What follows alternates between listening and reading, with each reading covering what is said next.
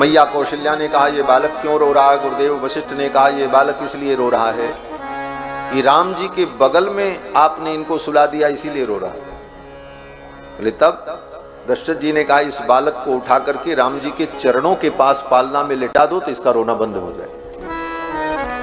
मैया कौशल्या ने कहा अच्छा। लखन लाल को उठाया, लक्ष्मण जी को राम जी के चरणों के पास उसी पालना में, पालना बहुत बड़ा था, खूब जगह थी पर्याप्त, 2-4 बच्चे और भी लेट जाएं इतनी जगह थी।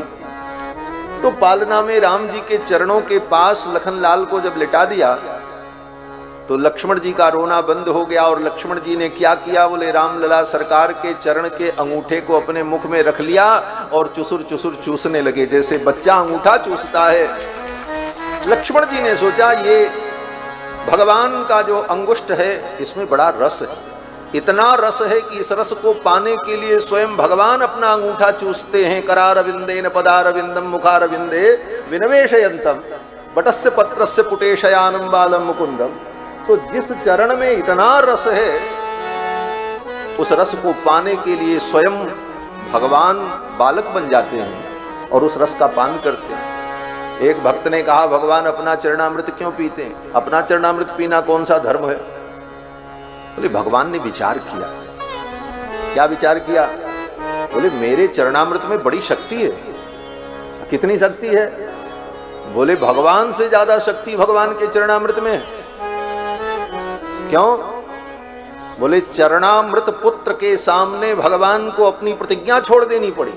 महाभारत में गंगा पुत्र भीष्म के सामने भगवान को अपनी प्रतिज्ञा छोड़ देनी पड़ी। प्रतिज्ञाम जही अंसन स्वपद तटिनी सूनु समरे। स्वपद तटिनी अपने चरणों से प्रकट होने वाली गंगा के पुत्र भीष्म के सामने भगवान को प्रतिज्ञा छोड़नी पड़ी, हार माननी पड़ी। भगवान ने विचार किया मेरे चरणामृत में तो बड़ी शक्ति है महाराज। भगवान के सारे नियम विधि निषेध और भगवान का संकल्प अवश्यमेव भोक्तव्यम, ये सब छूट जाता है चरणामृत पान करने वाले के लिए। विष्णोः पादोदकम पीत्वा पुनर्जन्म न विद्यते। भगवान ने विचार किया मेरे चरणामृत में इतनी शक्ति है तो लाओ थोड़ा हम भी पी करके देखें। भगवान ने सोचा अपना चरणामृत पिएंगे तो दुनिया क्या कहेगी? तो भगवान ने कहा दुनिया ही समाप्त कर देते हैं, प्रलय कर देते, देखने वाले ही नहीं रहेंगे, तब हम अपना पिएंगे आराम से। प्रलय कर दिया, सारी दुनिया खत्म। फिर भगवान ने सोचा नाना सारी दुनिया समाप्त हो जाने पर, प्रलय हो जाने पर भी मार्कंडेय जैसे महर्षि रहते हैं वो देख लेंगे। और ये महात्मा लोग बड़े विचित्र हैं, ये मेरी कोई भी लीला देख लेते हैं तो फिर सारी दुनिया को बताते फिरते। ये क्या है? हजारों लोगों को बैठा करके लीला ही तो बताई जा रही है। ये महात्मा यही काम करते हैं, दूसरा इनका कोई काम नहीं है। तो भगवान ने सोचा कि ये तो हमारा प्रचार कर देंगे कि भगवान अपना चरणामृत खुद पी रहे। तब क्या करें? तब भगवान ने सोचा चलो बालक बन जाते हैं। बालक कुछ भी करता है तो उसमें दोष नहीं माना जाता है। बाल दोष गुण गण ही न साधु। जो साधु होते हैं वो बालक में दोष नहीं देखते, बालक तो बालक होता है। भगवान बालक बन करके अपना अंगूठा पीने लगे। करारविंदेन पदारविंदम। तो भगवान के चरणामृत में इतनी दिव्य शक्ति है। भगवान ने विचार किया हम भी थोड़ा पी करके देखते। एक वैष्णव भक्त कहते थे नहीं नहीं, भगवान के नित्य चरणामृत को जो भक्त लेते हैं वैष्णव लोग, वो बिना चरणामृत लिए कुछ ग्रहण नहीं करते, उनका नियम होता है। तो प्रलय काल में संपूर्ण सृष्टि जब भगवान के अंदर चली गई तो अनंत अनंत वैष्णव भी भगवान के अंदर प्रलय काल में भगवान के गर्भ में। और उन वैष्णवों का नियम कि बिना चरणामृत लिए हम कैसे रहेंगे, अब उनका नियम पालन कैसे हो? तो भगवान ने कहा चिंता मत करो, हम डायरेक्ट सप्लाई करते हैं यहीं से। हमारे अंदर बैठे हुए अनंत अनंत वैष्णव चरणामृत पीते रहेंगे।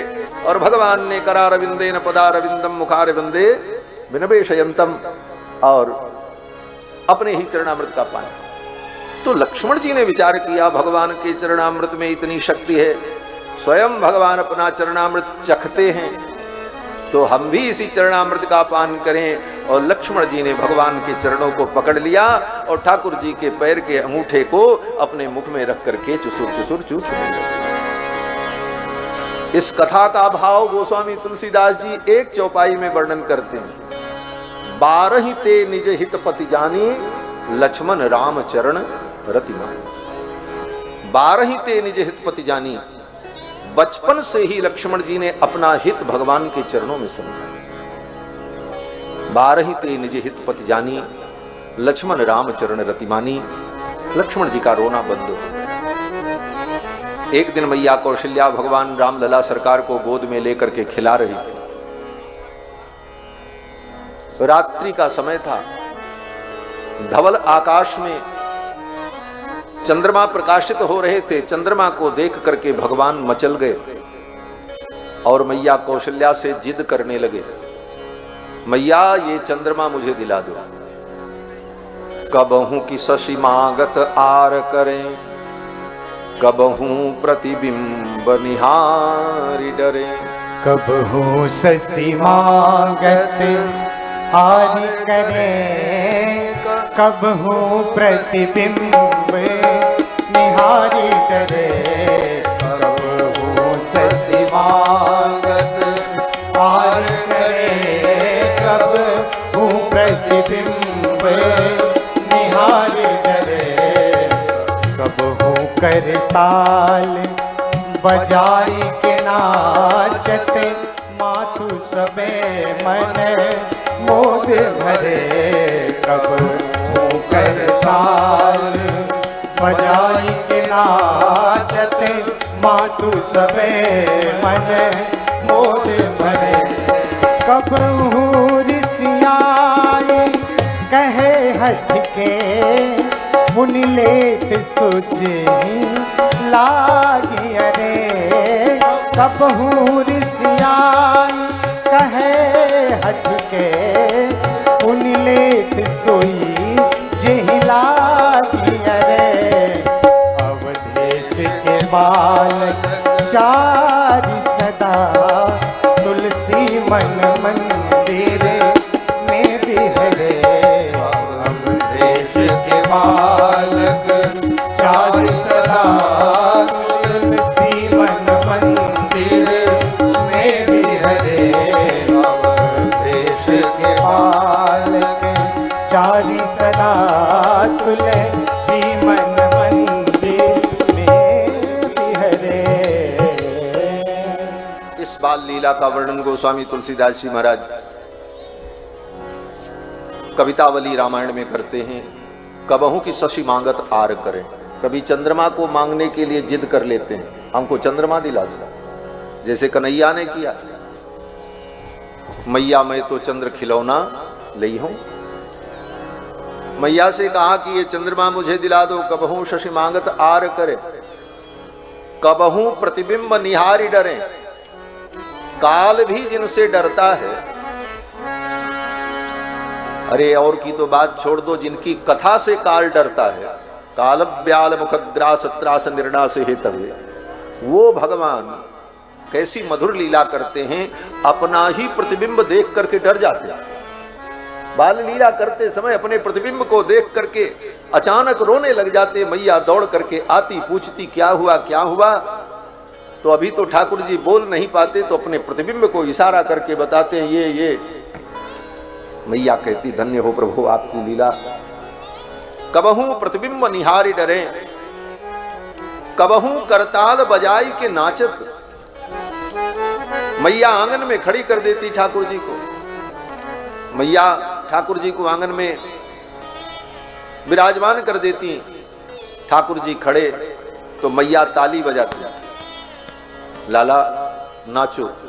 तो ठाकुर जी भी अपने नन्हे नन्हे हाथों से ताली बजा करके ठुमकने का प्रयास करते। कबहू करताल बजाई के नाचत।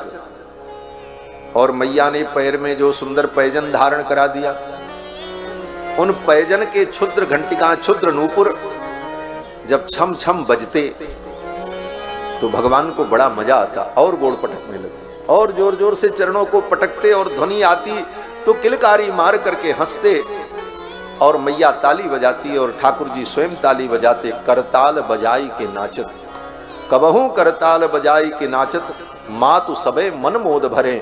सभी माताएं परम आनंद का अनुभव करती। अब ये दृश्य कैसा रहा होगा, दशरथ जी का वो दिव्य मणिमय प्रांगण और उस प्रांगण में दास दासी चारों तरफ खड़े हैं सेवा में। महारानी दशरथ जी की पट्टमहिषी मां कौशल्या, केकई, सुमित्रा आंगन में खड़ी हैं और ताली बजा रही हैं। रघुनाथ जी और अन्य तीनों भाई ठुमुक ठुमुक करके नाच रहे हैं और चल रहे हैं। इस दृश्य का वर्णन गोस्वामी जी ने जो पद में किया, कभी कभी चलते चलते ठाकुर जी गिर जाते हैं। गिरत भूमि लटपटाए, धाय मातु गोद ले, मैया दौड़ करके उठा लेती। धाय मातु गोद लेत दशरथ की रनिया, ठुमुक चलत रामचंद्र बाजत पैजनिया। मैया ने सुंदर नासामणि धारण करा रखा है। ठाकुर जी की तोतली बोली सुनकर माताएं परम आनंदित होती। ये सब भगवान की बाल लीला। बहुत सारी बाल लीलाओं का वर्णन गोस्वामी तुलसीदास जी ने किया है।